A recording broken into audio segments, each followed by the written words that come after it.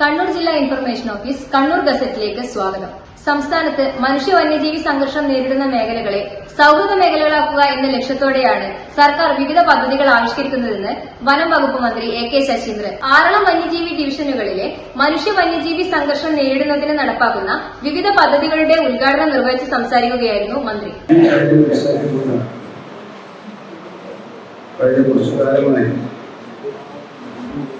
ആറളം പ്രദേശത്തെ വനംവകുപ്പിന്റെ മെച്ചപ്പെടുത്തുന്നതിനും കാര്യക്ഷമമാക്കുന്നതിനും വേണ്ടിയുള്ള നടപടികൾ സ്വീകരിച്ചു. ഞാൻ ഓർക്കുന്നുണ്ടാകുന്നു, 3 വർഷങ്ങൾക്ക് മുമ്പ് ഇവിടെ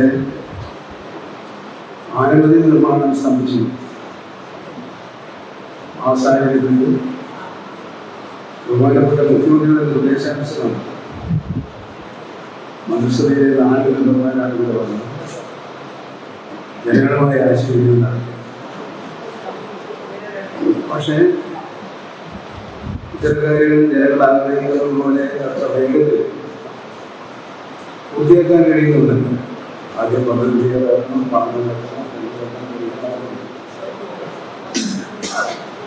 ആരോഗ്യത്തിൽ വന്നു ഇപ്പോഴും ആരോഗ്യ കേസ് കൊടുക്കുന്നതാണ് മനസ്സിലാക്കാൻ.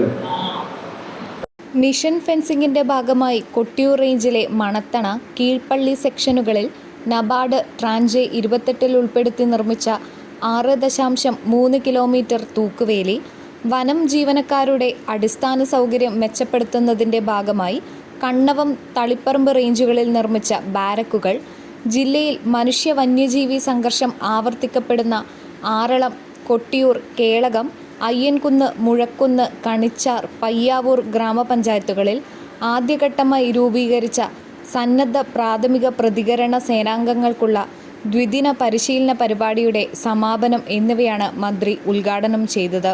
തുടർന്ന് ആറളം പുനരധിവാസ മേഖലയിലേക്കുള്ള ആറളം വന്യജീവി ഡിവിഷന്റെ സഞ്ചരിക്കുന്ന വായനശാലയുടെ ഫ്ളാഗ് ഓഫും മന്ത്രി നിർവഹിച്ചു. അഡ്വക്കേറ്റ് സണ്ണി ജോസഫ് MLA അധ്യക്ഷനായി. ഗ്രാമപഞ്ചായത്ത് പ്രസിഡന്റുമാരായ KP Rajesh, advocate Saju Xavier, CT Aneesh, Roy Nambudakam, Antony Sebastian, Kuriachan Paimpallikunnel, Aralam panchayat അംഗങ്ങളായ EC രാജു, മിനി ദിനേശൻ, കണ്ണൂർ ഉത്തരമേഖല chief forest conservator BN Anjan Kumar, assistant forest conservator MP Raveendranathan, Aralam wildlife warden V Ratheeshan, വിവിധ രാഷ്ട്രീയ കക്ഷി പ്രതിനിധികൾ എന്നിവർ പങ്കെടുത്തു.